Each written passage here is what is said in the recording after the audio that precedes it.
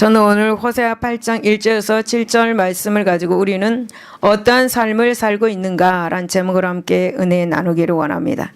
여러분, 계속해서 우리는 호세아서를 공부하고 있습니다. 여러분, 호세아가 활동하던 여로보암 2세 통치 말기에는 비록 외적으로 번영을 구가했습니다.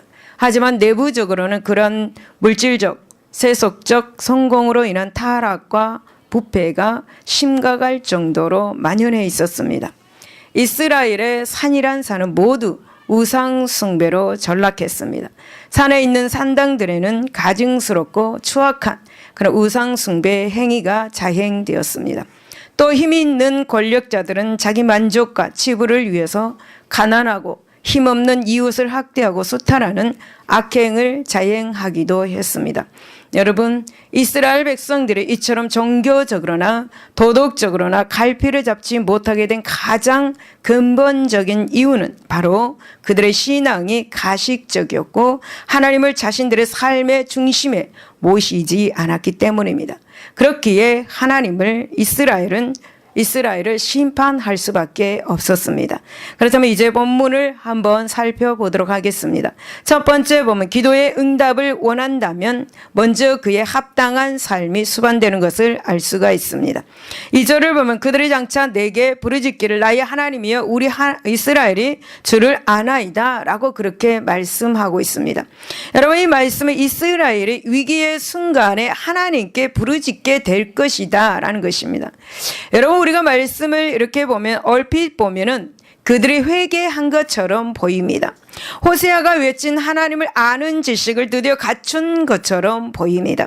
그러나 여러분, 이러한 것은 1절 그리고 이어지는 3절과의 관련 속에서 우리는 생각해 보아야 합니다. 여러분, 하나님께서 그들에게 심판을 말씀하시면서 1절에 보면은 그들이 내 언약을 어기며 내 율법을 범함이로다 라고 그렇게 말씀하시고, 이어지는 3절에서는 이스라엘이 이미 선을 버렸으니 원수가 그를 따를 것이다 라고 그렇게 말씀합니다. 여러분, 무슨 말씀입니까? 그들의 이러한 고백은 일고의 가치도 없는 거짓이다 라는 것입니다. 그들은 하나님을 안다고, 하나님을 의지한다고, 하나님을 나의 하나님이라 말하며 자신들이 하나님의 택한 백성 이스라엘이라 말하고 있습니다. 하지만 그들은 삶은 어디에서 단 하나의 증거조차 발견할 수 없는 새빨간 거짓말이라는 것을 지적하고 있는 말씀입니다. 여러분, 그들이 정말 하나님의 백성이라 한다면 먼저 하나님의 언약을 지키며 율법을 따라서 사는 삶의 증거를 보여야 할 것입니다. 그러나 그들은 하나님의 언약 백성으로서의 정체성을 새까맣게 잊어버리고 살았습니다. 그렇기에 그들은 하나님께서 그토록 가증하게 여기시는 우상, 가나안의 우상을 숭배하였습니다. 우상을 자신들의 풍요로운 삶을 보장하는 신으로 섬기고 종교적 혼합주의를 고집하는 삶을 살았던 것이죠. 여러분, 마음의 중심을 보시는 하나님, 그들의 삶을 지켜보시는 하나님께서는 그들의 삶을 너무나 분명하게 알고 계셨습니다. 그리고 그들의 허탄한 말에 만홀히 여김을 당치 않으시고 심판의 말씀을 더욱 분명하게 선포하신 것입니다. 여러분, 우리는 이러한 사실을 통해서 아무리 큰 목소리로 부르짖고 하나님을 알고 사랑한다고 고백할지라도 그러한 부르짖음이 고백의 진실이 없다면 결코 어떤 응답도 기대할 수 없다라는 사실을 기억해야 할 것입니다. 여러분, 디도서 1장 16절에 보면 그들이 하나님을 시인하나 행위로는 부인하니 가증한 자요 복종하지 아니한 자요 모든 선한 일을 버리는 자라고 그렇게 말씀을 하고 있죠. 다시 말씀을 들으면 자신의 고백을 증거할 합당한 삶의 증거가 없는 기도와 그리고 신앙 고백은 그 자체가 무의미할 뿐이다 라는 것입니다. 여러분, 하나님께서는 잠언 28장 9절에 보면 사람의 길을 돌려 율법을 듣지 아니하면 그의 기도도 가증하니라 라고 그렇게 말씀하고 있습니다. 또 예수님께서는 마태복음 7장 21절에 입술로만 나더러 주여 주여 하는 자마다 다 천국에 들어갈 것이 아니다 라고 말씀하십니다. 예수님은 주여 주여라고 하면서 암기 운병식으로 구원을 요청하는 자들에게 대해서 또 이렇게 말씀합니다.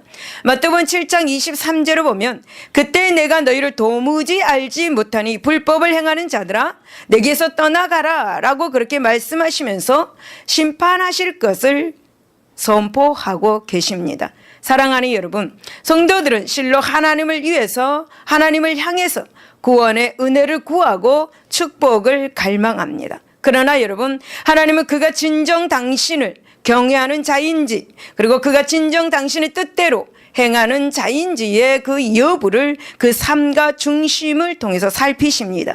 그리고 그에 근거하여서 구원의 축복 또는 심판의 말씀을 내리시는 거죠. 여러분, 성경은 하나님을 가리켜서 만홀히 여김을 받지 않는 분이라고 말씀합니다. 그러므로 사랑하는 여러분, 정녕 하나님의 응답을 바라며 구원을 받아서 누리길 원하는 사람들은 하나님께서 눈동자처럼 나 자신의 일거수일투족을 지켜보고 계심을 기억하시기를 바랍니다. 사랑하는 여러분, 오직 하나님 앞에서 올바른 삶 그리고 하나님이 기뻐하시는 삶, 영광스러운 삶을 살 때 우리가 하는 기도에 대한 응답이 있음을 믿으시기를 예수 이름으로 축원을 드립니다. 두 번째 보면 선한 것을 버린다면 악한 것이 뒤를 따름을 볼 수가 있죠. 3절에 보면 하나님은 이스라엘이 이미 선을 버렸기 때문에 원수가 그 뒤를 따를 것이다 라고 말씀을 선포하고 있습니다. 여러분, 선이란 무엇입니까? 여러분이 생각하는 선 무엇입니까? 여러분, 선이란 단어는 원래 하나님께서 보시기에 선하고 아름다운 것을 총칭하는 포괄적 단어입니다. 그렇다면 여러분, 본문에서 제시된 선은 선의 근원 되신 하나님과 그리고 하나님께서 이스라엘 백성들에게 주신 율법과 그리고 진리를 지키는 삶 등을 포괄하고 있습니다. 그렇다면 선은 무엇입니까? 여러분, 선은 그 자체로 복되고 은혜로운 삶을 가능케 하는 것입니다. 여러분, 미국의 영성 토마스 머튼 작가는 이렇게 말합니다. 성도는 선한 사람이 아니라 하나님의 선하심을 체험한 사람들이다 라고 그렇게 말했습니다. 여러분, 우리는 하나님께서 우리에게 베푸신 이 선의 은혜를 맛보고 또 하나님이 주신 이 선을 붙잡아야 될 줄로 믿습니다. 여러분, 그런데 이스라엘 백성들은 너무나도 어리석었습니다. 그들은 바로 이러한 선을 헌신짝처럼 내팽개치고 말았습니다. 당시 이스라엘은 하나님을 떠나서 우상을 숭배하였습니다. 그리고 하나님의 율법을 지키기보다 세상의 가치관을 따랐습니다. 그들은 무능하고 허탄한 우상에게 복을 구하는 어리석은 삶을 살았던 것입니다. 그들은 선을 너무나 소홀히 여겼고 선을 내팽개치고 말았죠. 여러분, 그 결과 어떻게 된지 아십니까? 하나님께서는 그들에게 원수가 뒤를 따를 것이다 라고 본문에서 지금 말씀하고 있습니다. 사랑하는 여러분, 선을 버리고 살았던 이스라엘을 뒤쫓았던 원수 누구입니까? 바로 아수르 군대였습니다. 그들이 하나님이 베푸신 모든 선한 것을 내팽개치고 하나님의 그 은혜와 축복에서 멀어졌습니다. 그 결과 하나님께서는 아수르 군대로 무수한 재난과 그리고 극한 불행의 삶이 그들을 뒤따르게 하셨습니다. 그리고 결국 나라의 멸망이라는 역사적 파국을 맞게 하셨습니다. 사랑하는 여러분, 이런 아수르 군대는 당시 이스라엘에게만 존재하는 것이 아닙니다. 오늘날 우리에게도 하나님의 선을 버리고 악을 따라 살아간다면 제2, 제3의 아수르 군대가 우리의 뒤를 따르게 될 것입니다. 다시 말하면 우리들 역시도 하나님의 베푸신 선한 것, 의로운 것, 은혜로운 것을 멀리한다면 결국 대적이 뒤를 따르는 원수의 손에 붙잡힌 삶을 살게 될 것이란 말입니다. 사랑하는 여러분, 하나님의 말씀에서 떠난 자는 거짓에 미혹된 삶을 살 것입니다. 하나님의 그 의에서 떠난 자는 불의와 죄악을 일삼으며 살아가게 될 것입니다. 결국 그는 생명의 하나님, 축복의 하나님, 은혜의 하나님에게서 떠나 사망의 권세 그리고 정죄와 저주의 권세로 억압받는 사탄의 소화에 놓이고 말게 될 것입니다. 사랑하는 여러분, 구약시대에 사울이라는 왕이 있었습니다. 이 사울왕은 자신에게 유익한 하나님의 말씀을 버렸습니다. 그럼으로써 하나님으로부터 모든 좋은 것을 상실하고 오히려 모든 불행이 자신의 뒤를 추적하는 고통스러운 삶을 살았던 인물입니다. 여러분, 사울왕은 아멜렉 족속을 모두 진멸하라는 하나님의 명령을 가볍게 여기고 사람의 눈에 좋은 전리품을 취하였습니다. 그래서 하나님은 사무엘 그 선지자를 통하여서 여호와의 말씀을 버렸다고 선고를 받았습니다. 그리고 그 결과 하나님 역시 그를 버리실 것임을 선포하셨습니다.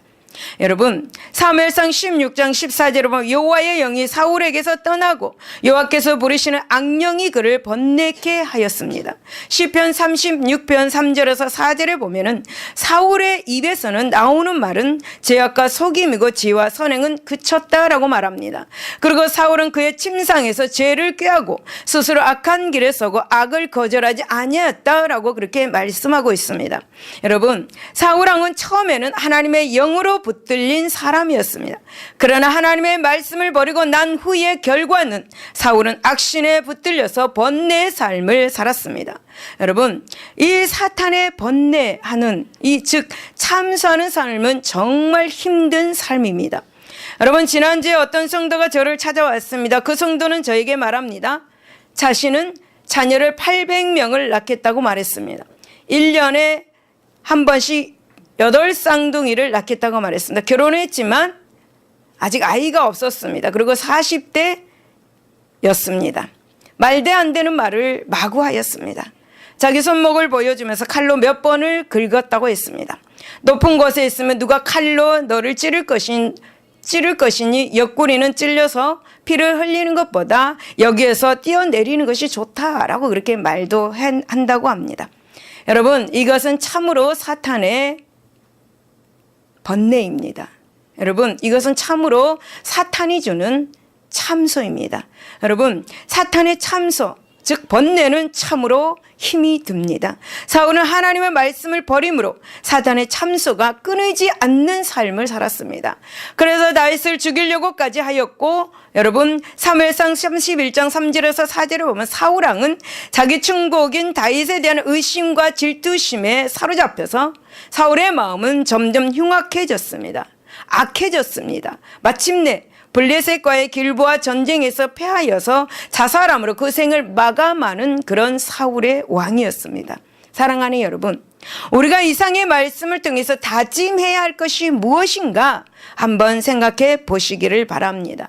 여러분, 성도는 선하신 하나님의 은혜의 말씀, 우리를 하나님의 축복 가운데로 세우게 하는 하나님의 계명에 순종하는 삶을 살아야 되지 않겠습니까? 또 악한 마귀를 대적하며 악을 멀리하고 불의한 죄악에 틈타지 못하도록 항상 깨어 기도하는 삶을 살아야 되지 않겠습니까?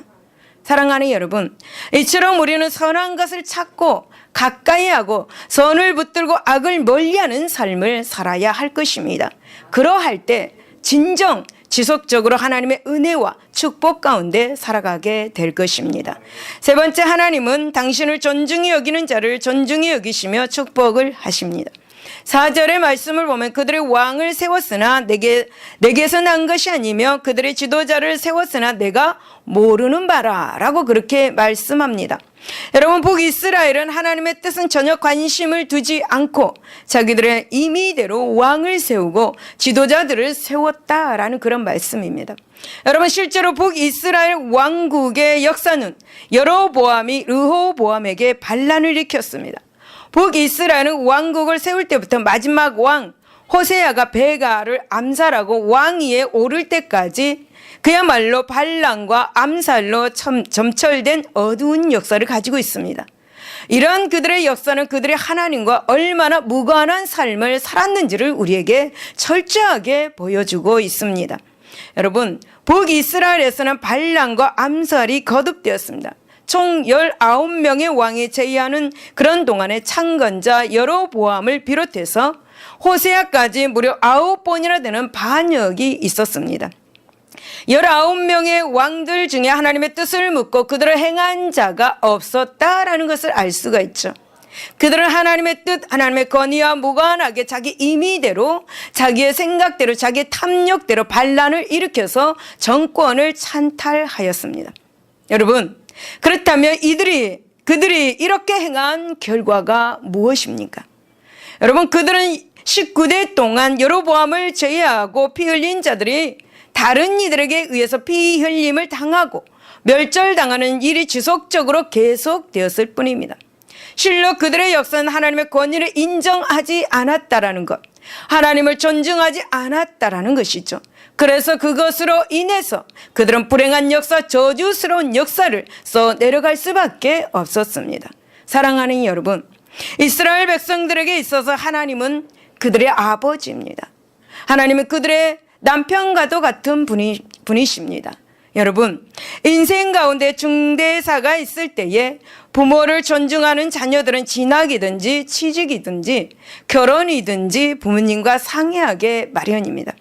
또 부부 사이도 마찬가지입니다. 아내가 집안 대소사에 대해서 자녀 문제, 이사 문제, 건강 문제 등에 대해서 남편을 존중한다면 남편과 상의하게 마련이죠. 여러분, 만약에 자녀가 부모에게 아무런 상의도 없이 모든 결정을 내린다면, 또 아내가 남편의 의사와 상의 없이 임의로 가정대소사를 결정하고 임의로 행한다면, 여러분, 이것은 부모와 배우자를 무시하고 멸시하는 것이라 할 수 있을 것입니다. 여러분, 이러한 가정은 결코 행복한 가정으로 세워질 수 없습니다. 또 이러한 일을 행하는 당사자 또한 스스로를 불행하게 하는 결과를 초래하는 것이라 할 수가 있겠죠.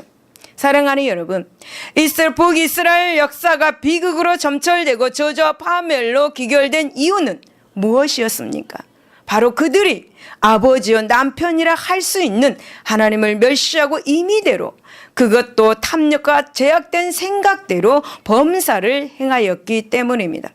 여러분, 성경에서 북이스라엘과 전혀 다른 삶을 살았던 한 인물이 있습니다. 그는 하나님 앞에서 살면서 지극히 아주 사소한 일, 그리고 지극히 작은 일까지도 하나님께 물으면서 범사를 행한 인물, 바로 다윗 왕입니다. 여러분, 성경은 사무엘하 2장 1절과 5장 19절, 그리고 역대상 14장 10절과 11절에서 다윗이 자기의 삶의 자리에서 하나님의 뜻을 얼마나 존중했고, 그리고 자기의 모든 것을 하나님과 관련시키기 위해서 얼마나 열심을 다했는지를 알려주고 있습니다. 여러분, 이러한 삶을 산 다윗을 하나님께서는 얼마나 존중히 여기셨는지, 또 그를 높이시고 영광스럽게 하시고 그 삶에 크나큰 축복을 베푸셨는지를 우리는 다 알고 있습니다. 이러한 다윗의 이 삶과, 그리고 반역으로 점철된 이 북이스라엘 왕들의 그런 모습, 그리고 북이스라엘의 역사적 면모는 그야말로 천양지차라 불릴 만큼 현격한 차이를 안고 있습니다. 사랑하는 성도 여러분, 하나님께서는 사무엘상 2장 30절에 보면 나를 존중히 여기는 자를 내가 존중히 여기고 나를 멸시하는 자를 내가 경멸하리라 라고 그렇게 말씀합니다.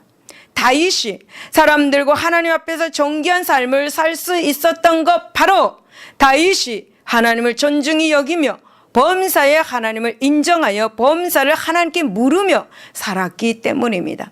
잠언 3장 6절에 보면 너는 범사에 그를 인정하라, 그리하면 내 길을 지도하시리라 라고 말씀을 합니다. 사랑하는 여러분, 하루하루 삶 가운데 시간 분초마다 하나님을 인정할 수 있기를 바랍니다. 하나님을 인정하는 삶, 바로 하나님을 묻는 삶입니다. 내 눈앞에 하나님이 보이지 않을지라도 하나님께 묻는 삶, 그것이 바로 하나님을 기쁘게 하는 삶, 여러분, 하나님을 인정하는 삶을 사시기를 바랍니다. 그러므로 사랑하는 여러분, 우리들도 다윗처럼 하나님께 묻고 엿줍는 삶, 기도하는 삶을 살아야 하는 것입니다. 그래야 할 때 하나님께서 반드시 영광스러운 삶으로 견고히 세우시고 우리를 삶의 자리에서 영화롭게 하실 것입니다. 네 번째는 열심히 수고하는데 결실이 없는 무가치한 삶을 살고 있지 않은지 한번 생각해 보시기를 바랍니다. 여러분, 7절을 보시면 이스라엘은 바람을 심고 광풍을 거둔다 라고 그렇게 말씀합니다. 여러분, 이 말씀은 심고 거둠이라는 원리를 근거로 이스라엘의 삶의 모습과 그들의 그로 인해서 무엇을 거두게 될 것인지를 우리에게 알려주고 있습니다. 여러분, 여기에서 이스라엘이 바람을 심는다라고 그렇게 말씀하죠. 여러분, 바람이 무엇입니까? 날아가 버리는 것이 바람입니다. 손으로 바람을 잡으려 해도 잡히지 않는 것이 바람입니다. 그렇다면 여러분, 무엇입니까? 이스라엘 백성들이 땀 흘리고 열심을 다해서 하는 모든 일들이 실상 허망하고 공허한 일들이다 라는 것입니다. 여러분, 그렇습니다. 그들은 풍요를 위해서, 번영을 위해서 열렬히 우상을 숭배하였습니다. 풍요로운 삶을 살고자 우상을 열심히 섬겼습니다. 또 그들은 나라의 안녕을 위해서 그 주변 강국과의 그런 관계를 돈독히 하고자 온 힘을 기울였습니다. 하지만 그들이 이처럼 열심히 온 힘을 다해 수고한 것은 실상 바람을 잡는 것처럼 허망한 것, 무가치한 것이었습니다. 그래야 해서 본문은 그들이 광풍을 거둘 것이다 라고 그렇게 말씀을 하고 있는 것입니다. 사랑하는 여러분, 여기에서 강풍은 어떤 것입니까? 광풍. 여러분, 매서운 폭풍이나 거친 해오리 바람입니다. 지금 본문에서는 하나님의 무서운 심판을 상징하는 표현으로 사용되고 있습니다. 여러분, 그들의 수고, 즉 이방 우상을 섬긴 것은 하나님 외에 다른 신을 섬기지 말라는 율법의 첫째 계명과 그리고 새긴 우상을 조각하지 말라는 율법의 둘째 계명을 정면으로 대적하고 어긴 것입니다. 또 그들은 이방과의 관계를 돈독히 해서 국가의 안녕을 보장하려는 일은 그들의 진정한 보호자 되시며 능력이 되시는 살아계신 하나님을 멸시하는 그런 일입니다. 여러분, 그들은 하나님과의 동우심을 절저히 무시하는 신앙적인 악행이었습니다. 그들은 실로 온갖 정성을 다해 바치고 국고를 축내는 것을 감수하고 이방과 동맹을 시도하였습니다. 하지만 그들에게 돌아오는 것은 무엇입니까? 심판의 광풍뿐이었습니다. 사랑하는 성도 여러분, 이스라엘의 이 어리석은 이 모습은 오늘 우리들 또한 얼마든지 답습할 수 있습니다. 여러분, 이것은 우리의 삶의 자리에서도 얼마든지 찾을 수가 있는 것입니다. 여러분, 오늘날 성도들 중에는 하나님의 백성이라고 말하면서 세상에서 기본적인 필요나 그리고 여유로운 삶을 넘어 끝도 없는 탐욕을 채우고자 세상 재물을 모으는데 혈안이 된 성도들이 많이 있습니다. 여러분, 성경은 재물은 아무리 긁어 모아도 그것이 누구에게로 돌아갈 줄 모른다라고 그렇게 말씀합니다. 또 재물이 풍족하면 거룩한 일과 구제하는 일에 사용하여서 하늘에 보화를 쌓으라고 그렇게 말씀하십니다.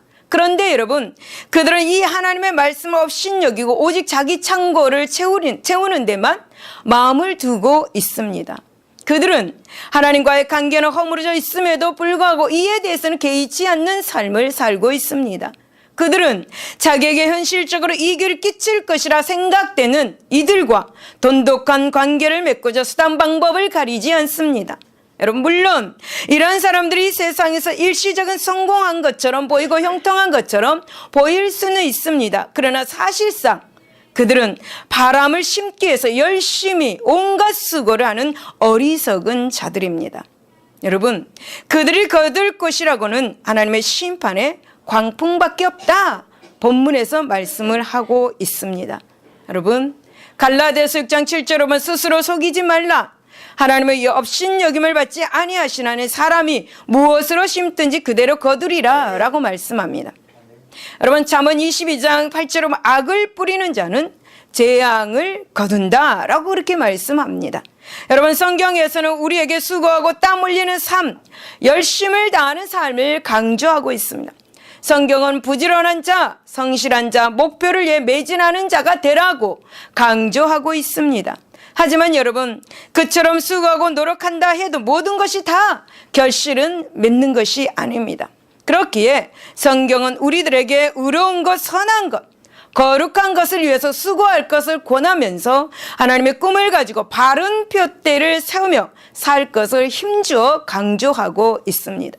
여러분, 우리가 수고하고 열심히 달리는 것도 중요합니다. 하지만 그 수고와 경주가 무엇을 위한 것인지, 무엇을 목표로 하는 것인지, 수고의 내용물이 더 중요하다라는 것을 성경이 지금 가르쳐 주고 있습니다. 여러분, 그렇다면 우리들은 무엇을 위해 수고하고 무엇을 위해서 땀 흘리고 있습니까? 무엇을 삶의 자리에 심고 있습니까? 여러분, 우리가 하나님의 계획과 섭리를 분별하지 않고 우리의 눈에 그럴듯한 것, 좋은 것, 세상 사람들이 추구하는 것, 그것을 위해 수고한다면 어떻게 되겠습니까? 사랑하는 여러분, 우리가 아무리 많은 것을 심고 아무리 엄청난 노력을 한다 해도 그 모든 것은 우리에게 아무런 유익이 없습니다. 그것은 도리어 매서운 폭풍의 재앙과 거친 해오리 바람 같은 고난을 가져다 줄 뿐입니다. 사랑하는 여러분, 이를 기억하시기를 바랍니다. 여러분, 6절을 보시면 이것은 이스라엘에 나서 장인이 만든 것이라 참신이 아니니 사마리아 송아지가 산산조각이 나리라 라고 그렇게 말씀합니다. 여러분, 여기서 말하는 이것은 바로 이스라엘 그 당시에 섬겼던 금송아지 우상을 말하고 있습니다. 이 금송아지 우상은 참신이신 하나님과는 전혀 차원이 다른 사람들이 만든 물건에 불과합니다. 여러분, 당시 북이스라엘 백성들은 이 금송아지 우상을 신처럼 여기고 숭배하였습니다. 하지만 결코 참신이 아니었으며 오히려 그것을 숭배하는 사람들보다 더 열등한 것이었습니다. 그런 측면에서 북이스라엘은 인간보다도 못한 헛된 우상을 섬기는 너무나도 어리석은 자들이 아닐 수가 없습니다. 하나님께서는 이스라엘 백성들의 이런 어리석은 행위를 결코 그냥 버려두지 않으셨습니다. 여러분, 본문에 하나님께서는 사마리아 송아지가 산산조각이 날 것이다 라고 말씀하고 있죠. 실제로 여러분, 하나님께서는 아수르를 통해서 북이스라엘을 심판하실 때 그 금송아지 우상은 스스로 보호할 수 없었습니다. 북이스라엘의 파멸과 더불어 북이스라엘 백성들이 신격화하던 이 허무한 우상은 허무하게 해파됨으로 그 허무함을 여실히 드러내고 말았습니다. 사랑하는 여러분, 이런 본절의 말씀은 세상에서 사람들이 신이라 부르며 섬기는 우상 종교가 심판날 얼마나 허망한 것인지 드러나게 될 것임을 알리는 사건입니다. 여러분, 하나님은 인간을 창조하셨고 인간은 종교를 만들었다라는 그런 말이 있습니다. 여러분, 이처럼 모든 인간은 참으로 많은 종교를 만들어냈습니다. 여러분, 고대 세계의 인간들은 하늘의 천체, 바다, 그리고 거대한 바위, 그리고 동물 등 자기들 주변의 모든 것에 신성을 부여하고 그것을 섬기는 일을 저질렀습니다. 또 위대한 사상가나 종교적 가르침을 베푼 자의 가르침을 절대시하였습니다. 그러나 이 역시도 참되신 하나님의 진리에서 떠나 구원의 길을 찾지 못하게 하는 거짓 신앙입니다. 이 역시도 멸망할 우상 종교에 지나지 않습니다. 여러분, 오늘날 현대 세계에서는 우상과 역사적으로 위대한 인물들이나 첨단 과학 기술들을 숭배하는 경향이 있습니다. 그러나 하박국 2장 18절에 보면은 새긴 우상 그 새겨 만든 자에게 무엇이 유익하겠느냐, 보어 만든 우상 거짓 스승이라 만든 자가 이 말하지 못하는 우상을 의지하니 무엇이 유익하겠느냐라고 이렇게 말씀합니다. 여러분, 그렇다면 인간이 왜 이처럼 많은 종교적 대상들을 만들어 숭배하는 것일까요? 왜? 여러분, 실상 우상 종교는 하나님을 떠난 인간이 그 내면에 심어 놓는 종교심의 왜곡된 발현이라 할 수 있습니다. 여러분, 하나님은 사람을 만들 때 영원을 사모하는 마음을 주었습니다. 그래서 사람은 영원을 갈망하는 마음, 그것을 얻지 못하면 항상 그 마음에 공허함이 있습니다. 그래서 그것을 추구하는 과정에서 자기들 나름의 종교를 만들어내는 것입니다. 하지만 여러분, 죄로 오염된 인간은 한계를 지닌 유한한 존재입니다. 그러기에 유한한 인간이 만든 종교는 그야말로 인간 존재 그 자체보다 열등한 것뿐입니다. 그렇기에 인간 스스로 구원에 이를 수 없듯이 인간이 만든 이 종교 역시도 그들을 절대 구원할 수 없는 것은 자명한 진리일 것입니다. 사랑하는 여러분, 성경은 인간 스스로는 절대 구원에 이를 수 없으며 구원에 이르게 할 존재도 없음을 분명하게 밝히고 있습니다. 이처럼 사람에게 구원의 길이 없다는 말은 바로 세상에 존재하는 우상 종교는 어떤 것이든 사람으로 구원에 이르게 할 수 없다라는 것입니다. 여러분, 인간의 구원은 오직 예수 그리스도로부터 나올 뿐인 것을 믿으시기를 바랍니다. 결론입니다. 여러분, 인간이 멸망하는 것은 어떤 경우에도 하나님에게 책임이 있습니까? 없습니까? 네, 하나님에게는 책임이 없습니다. 여러분, 인간의 멸망은 전적으로 그 인간 자신에게 있습니다.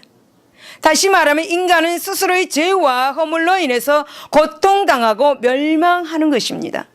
특히 하나님을 진정으로 믿지 않는 것은 멸망의 제일 큰 원인이라 말할 수 있습니다. 그리고 하나님을 저버리고 세상의 온갖 가증스럽고 타락한 것을 쫓아가는 것도 멸망의 큰 원인 가운데 하나일 것입니다.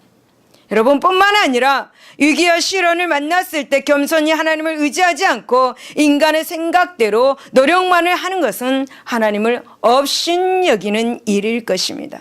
이거 역시 멸망에 이르는 한 원인이 됩니다. 사랑하는 여러분, 어쨌든 우리 인간의 살 길은 오직 예수 그리스도를 믿고 의지하고 그분의 또 오심을 받는 길밖에 없음을 믿으시기를 바랍니다.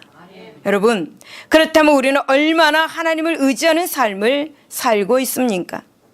그리고 하나님의 거룩한 뜻에 얼마나 예민하게 반응하고 살아가고 있습니까? 사랑하는 여러분, 우리는 예수 그리스도의 보혈 안에서 믿음과 착한 양심으로 하나님께 나아가는 자는 반드시 자기를 찾는 자들에게 상 주시는 이심을 믿으시기를 예수 이름으로 축원을 드립니다. 기도하겠습니다.